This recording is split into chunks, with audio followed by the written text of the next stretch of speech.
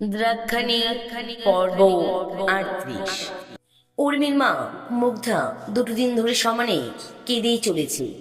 মুখে সে এক কণা অন্ন পর্যন্ত দেয়নি। নিজের জামাতা রাজন ইন্দ্রাশিসকে গাল অভিশাপ দিয়ে শান্তি পাবার বৃথা চেষ্টা করে চলেছে মুগ্ধা। উদ্ভব চাষা বউকে বুঝিয়ে পারে না যে এটাই ভবিতব্য, আর নতুন কিছু তো নয় এটা। উদ্ভবের বাপ ঠাকুরদা সকলেই বছর বছর রাজমহিষী আসতে দেখেছে, আবার তাদের মরতেও দেখেছে। এই সাম্রাজ্যের কণা কণা সেই হতভাগী রাজমহিষীদের যন্ত্রণায় মোড়া। মুগ্ধা বলে, পেটেরটার কথা ভাববে না তা বলে রাজা বাবু, সে তো রাজ রক্ত, সে তো রাজার ঔরসজাত সন্তান, তাও প্রথম সন্তান। উর্মিকে এত ভালোবেসে এতটা কাছে টেনে কেন দূরে ঠেলে দিলেন রাজা উর্মিকে? জানে না উর্মি, জানার অধিকারটুকু নেই। মেয়ের জীবনের অন্তিম সময়ের কথা ভেবে শিউরে শিউরে উঠছে মুগ্ধা। এদিকে সাম্রাজ্যের চারদিকে উৎসবের মেজাজ। আজ কুলদেবী মা দ্রাক্ষানির পুজো। সাম্রাজ্যের চারদিকে মানুষের ঢল। সেজে উঠছে রাজমহল ও মন্দির। চারালরা তৈরি রাজমহিষীর রক্তে নিজেদের সিক্ত করতে। তারা ব্যস্ত সোমরসে নিজেদের গলা ভিজিয়ে। এদিকে একদন্ত নিজের তীক্ষ্ণ দৃষ্টি দিয়ে রেখেছে অন্তিম শিকার উর্মির দিকে। রাত্রির মধ্যযামিতেই দেবী দ্রাক্ষাণীকে চিরকালের জন্য সুপ্ত করে দিতে হবে এই রোহিণী নক্ষত্রজাতার বলিদান করে। একদন্ত ব্যস্ত ছিল পুজোর জোগাড়ে। আজই শেষ দিন যখন একদন্ত দেবীর সামনে নত হয়ে পুজো করবে।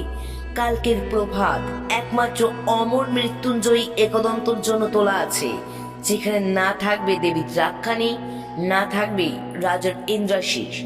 জন্মেজয়কে দণ্ডক বনে খুঁজে পায়নি সেনা, এটাই একটা কিন্তু থেকে গেছে একদন্তর মনে। সে আবার এসে নতুন করে হাঙ্গামা না করে। একদন্ত আরাত্রিকার জোগাড় করতে করতে রাজমহিষী বলির জন্য যে খড়গ ব্যবহার হয় সেটিতে কামারকে দিয়ে শান দেওয়া ছিল। এমন সময় সকলকে অবাক করে সেখানে উপস্থিত হলো সস্ত্রীক রাজন ইন্দ্রাশিস। তার পরনে রেশমের পোশাক, অঙ্গে মুক্তোর গয়না। রাজমহিষী উর্মিমালা সজ্জিতা রেশমের লাল রঙের শাড়িতে। তার খোলা চুল লোটাচ্ছে মন্দিরের মেঝেতে। বহুকাল আগের বিস্তৃত স্মৃতি নীনাবতীর মুখটা মনে পড়ে গেল একদন্তের। উর্মিমালা আর নীনাবতী যেন মিলেমিশে একাকার হয়ে গেছে। মনের মধ্যে একটা অশনি সংকেত উকি দিয়ে গেল একদন্ত। আরো একটা বিস্ময়কর যে এত বছরে কেউ কোনোদিন দেখেনি যে যাকে বেলা পেরিয়ে বলি দেওয়া হবে সে স্বেচ্ছায় সাজসজ্জা করে মন্দিরে এসেছে। রাজনের সাথে রাজমহিষী এমন ভাবে হাসি খুশি এলো যে একদন্তের মনে এখন সংশয় সৃষ্টি হচ্ছে। একদন্ত রাজন ও উর্মির মনস্থিতি বুঝতে চেয়ে বললে, রাজন, দেবী উর্মিমালাকে এখন মন্দিরে কেন আনলেন? আসন্ন মৃত্যু সকলের মনে ভীতির সৃষ্টি করে। উনি পূর্ণ গর্ভাবস্থায় আছেন এবং আজ দেবীর চরণে নিবেদিত হবে। এমন অবস্থায় ওনাকে এখানে না আনাই সমীচীন বলে মনে করছি। চোখের সামনে নিজের বউয়ের অস্ত্র শান দিতে দেখে কি উনি সহ্য করতে পারবেন? রাজন বললে, উর্মিমালা নিজেই আসতে চাইল, আর দেবী দর্শনে আমি কাউকে বাধা দিয়ে পাপ বৃদ্ধি করতে চাই না। উর্মি বলল, আপনি কুণ্ঠিত হবেন না কুলপুরোহিত মহাশয়। আমি মনে করি দেবী দ্রাক্ষাণী পরম করুণাময়ী। তিনি যা করেন ভালোর জন্যই করেন। তিনি যদি চান তবেই প্রাণের সঞ্চার হয়, আর তিনি চাইলে তবেই প্রাণহানি হয়। মাতৃকার ইচ্ছায় জগৎ সংসার চলে। আপনি, আমি, রাজন তো অছি মাত্র। আমার ভিতরের প্রাণ যে সঞ্চার করেছে সে সময় হলেই কেড়ে নেবে। কোনো জীব এই দাবি করতে পারে না যে তার জন্য নির্ধারিত আয়ু আসলেই কত। আমি মৃত্যুর কাছে পরাজিত না, রিপুকে জয় করে ফেলি যে সে জন্মে মৃত্যুর জটিলতা থেকে মুক্ত হয়ে যায়। আমার কাছে ধ্রুব সত্য, আদি পরাশর শক্তি ও তার ভৈরব। আর কিছু আমি ভাবি না।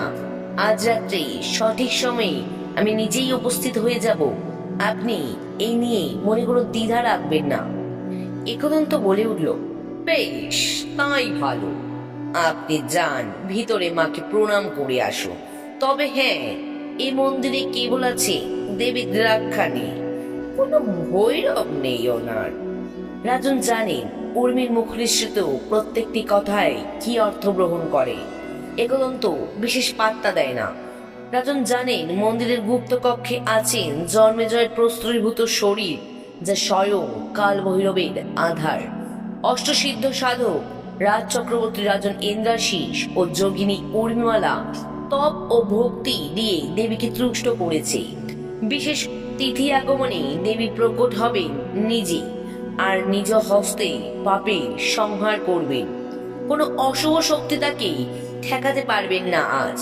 তাই সবকিছু সুষ্ঠুভাবে নিষ্পত্তির জন্য রাজন সেটাই করে যাচ্ছে যেটা একদন্ত দেখে স্বাভাবিক মনে করবে। উর্মিমালা গর্ভগৃহে প্রবেশ করে। দেবী মূর্তির সূক্ষ্ম সূক্ষ্ম ফাটল রাজন ও উর্মি দেখতে পায় স্পষ্ট, কিন্তু একদন্তর কুটিরতা ভরা দুটো চোখে তা দেখতে অক্ষম। উর্মি দেবীর চরণে হরিদ্রা চর্চিত করে, তারপর একটি পুষ্পমালা দেবীর গলায় পরিয়ে দিয়ে নিষ্ঠাভাবে উচ্চারণ করেন দেবী বন্দনা। মেঘাঙ্গী বিগতাম্বরং সশিবা রূঢ়ং ত্রিনেত্রাং পারং কর্ণালো বিত শবযুগ্ম ভয়দায়াং মুন্ড সজ্রাং মালিনীং ভামার্দোদ করম্বুজে নরশির খরঞ্চ সব্যতরে দানাবীতি বিমুক্ত কেশ নিয়োচয়াং বন্দে সাদা কালিকাম। উর্মি চোখ বন্ধ, ভক্তিভাবে সে বিভোর। রাজন দেখেন দেবী মূর্তির মধ্যে চক্ষু যেন জীবন্ত হয়ে উঠছে। রাজন শিহরিত হন কুলদেবীর ত্রিনয়ন সচক্ষে দর্শন করে। মনে মনে রাজন দেবীকে ডাকেন।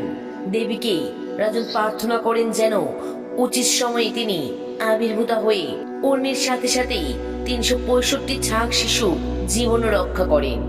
এদিকে নিশ্চয়ই উর্মির মাও কেঁদে কেঁদে সারা হচ্ছে মেয়ের আসন্ন মৃত্যুর কথা ভেবে। আজ রাতে কি হতে চলেছে জানতে হলে শুনতে হবে পরবর্তী পর্বগুলো। যারা এখনো সাবস্ক্রাইব করেননি অবশ্যই সাবস্ক্রাইব করে দিন। শুভরাত্রি।